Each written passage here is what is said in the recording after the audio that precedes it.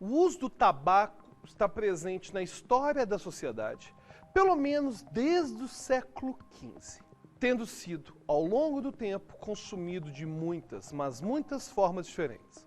Acredita-se que o tabaco seja uma planta originária dos Andes bolivianos, onde já era utilizada por tribos indígenas. Aliás, provavelmente foi por meio das migrações indígenas que a planta chegou ao Brasil e aos Estados Unidos. O tabaco tinha um caráter sagrado e era utilizado em rituais ou com fins medicinais. Embora a origem do uso do tabaco na cultura indígena americana seja incerta, o tabaco claramente desempenhou um papel muito mais cerimonial, muito mais estruturado do que viria a desempenhar na Europa e no mundo moderno, juntamente com vários outros alucinógenos e narcóticos. Era um tabaco forte, escuro, com alto teor de nicotina e, consequentemente, com fortes efeitos psicoativos. Ele era um elemento essencial para a realização de rituais xamânicos e cerimônias sociais. Geralmente era fumado, mas também era mastigado, bebido, tomado como rapé e até mesmo administrado como enema. O tabaco era visto pelos nativos americanos como um jeito de fornecer comunicação com o mundo sobrenatural por meio do xamã, tanto para fins medicinais quanto para fins espirituais. E além dessas funções práticas, o tabaco também era frequentemente trocado como presente, ajudando a criar conexões sociais e a estabelecer hierarquias comunitárias. Apesar de as origens do uso do tabaco em todo o território americano se confundir com a própria história dos nativos americanos, o contato do povo europeu com a substância aconteceu bem mais tarde. Os europeus tiveram contato com a planta pela primeira vez apenas em 1492, quando Cristóvão Colombo chegou à América. Segundo historiadores, os europeus conheceram o hábito indígena de fumar e o levaram para a Europa. Desde então, o tabaco se espalhou por todo o mundo, sendo geralmente fumado na forma de cigarros, cachimbos e charutos.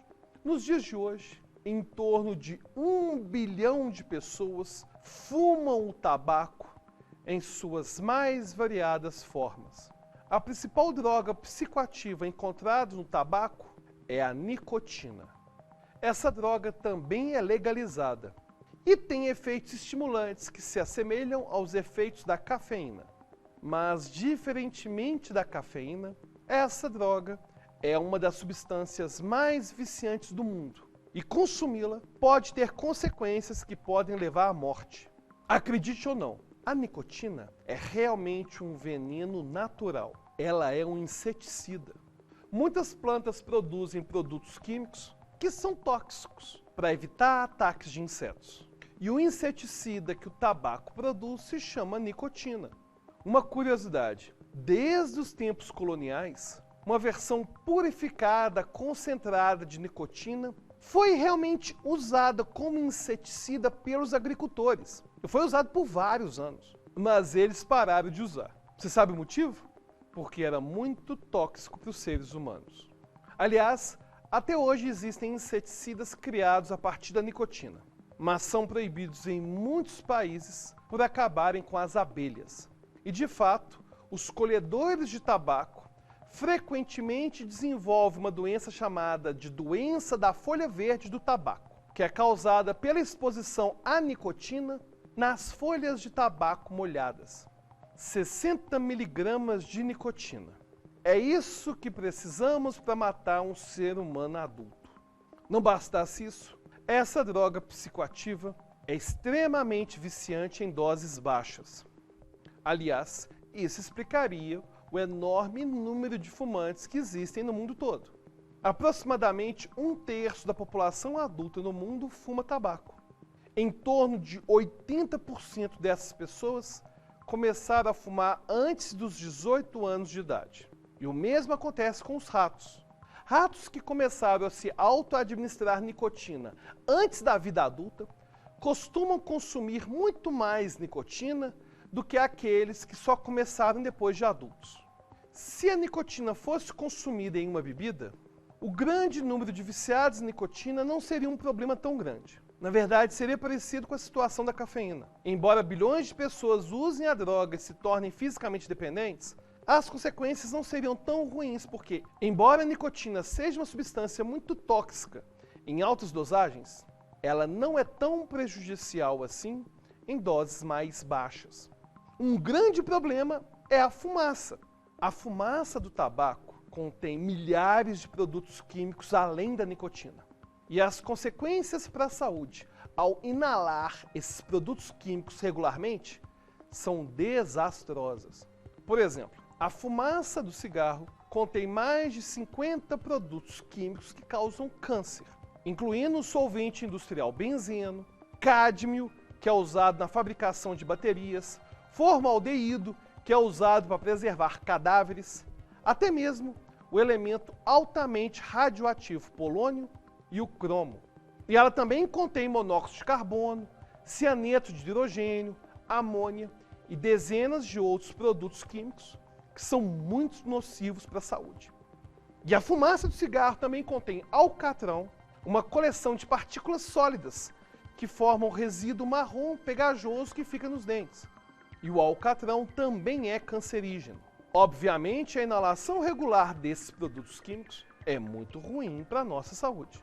E, de fato, estima-se que as doenças relacionadas ao fumo matem mais de 5 milhões de pessoas todos os anos. São mais de 500 pessoas que morrem a cada hora. Morrem quase 10 pessoas a cada minuto. E estima-se que o tabagismo seja responsável por 80 a 90% das mortes por câncer de pulmão. E para todas as pessoas que morrem, existem aproximadamente 20 outros fumantes que sofrem de pelo menos uma doença grave associada ao tabagismo, como, por exemplo, doenças cardíacas e derrames. Não é de surpreender que, em média, os fumantes morram mais cedo do que os não fumantes. Aliás, a expectativa de vida do fumante é, em média, 10 anos mais curta do que do não fumante. Imagina isso, a expectativa de vida de quem nunca fumou chega a ser 10 anos maior do que a pessoa que fuma. E é importante ressaltar que a maior parte dos fumantes não quer mais fumar, mas são viciados em nicotina. Olha só, em torno de 70% dos fumantes sempre dizem que gostariam de parar de fumar. E em torno de 40% deles realmente estão tentando parar de fumar. Mas como qualquer fumante já pode ter dito, parar de fumar não é tão fácil assim. Aliás, menos de 10% das tentativas de parar de fumar são bem-sucedidas. Para você ter uma ideia, essa taxa é comparável à taxa de abandono da heroína. Eu vou repetir. Se pensarmos nas taxas das pessoas que realmente conseguem abandonar o tabagismo, a nicotina é tão viciante quanto a heroína. Os efeitos comportamentais decorrentes do consumo de nicotina são relativamente leves e são bem semelhantes aos da cafeína. Baixas doses de nicotina aumentam a excitação e podem realmente melhorar a concentração e melhorar o desempenho em tarefas que exigem atenção. Mas a nicotina também pode levar à tensão e tontura. Na verdade, fumantes crônicos acabam se tornando tolerantes a muitos desses efeitos e geralmente acabam achando que o tabagismo é relaxante. Não acham que é excitante. E eles também apresentam sintomas de abstinência. Quando essas pessoas percebem que os níveis de nicotina caem, elas ficam irritadas ou estressadas e relatam dificuldade em se concentrarem. Muitos cientistas acreditam que talvez o efeito relaxante do cigarro seja simplesmente o alívio dos sintomas negativos da abstinência. E como a cafeína e outras drogas psicoativas, a nicotina funciona ligando-se a receptores usados por uma substância química cerebral.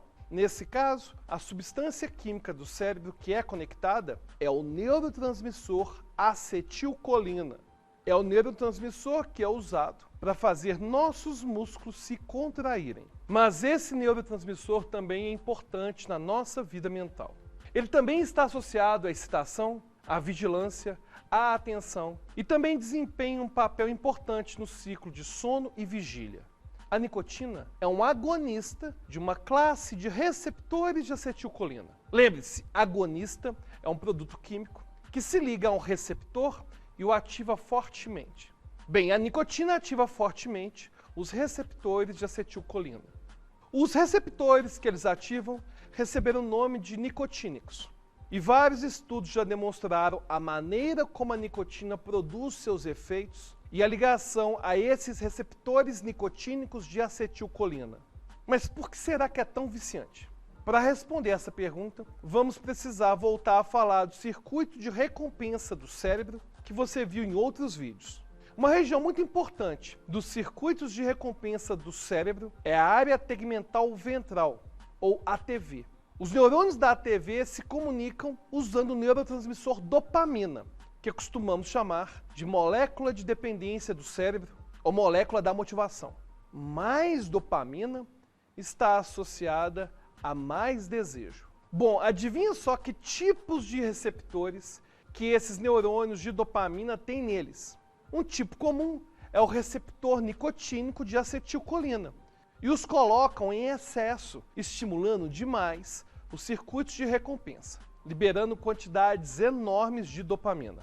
E outro motivo pelo qual o tabagismo é tão viciante é que é um método extremamente eficiente para fornecer nicotina ao cérebro. Fumar leva nicotina muito, mas muito rapidamente ao cérebro. Veja só, bastam 7 segundos após uma tragada para a nicotina atingir o cérebro. E essa ação rápida parece contribuir para a dependência química. Aliás, se a nicotina fosse realmente injetada ou até mesmo bebida, gastaria muito mais tempo para a substância chegar no cérebro. Aliás, o mesmo acontece com a própria maconha, que a gente já falou em outros vídeos. Quando o usuário fuma maconha, o THC entra muito mais rapidamente no organismo do que se ele comer. E você já sabia que nicotina era tão viciante quanto heroína? Já teve problemas para parar de fumar? Conta sua história nos comentários. Agora, se você quiser conversar diretamente comigo, aí tem que virar apoiador. É só clicar no link da descrição do vídeo, tornar-se um apoiador e conversar com a nossa comunidade lá no nosso grupo secreto do Telegram. Até a próxima!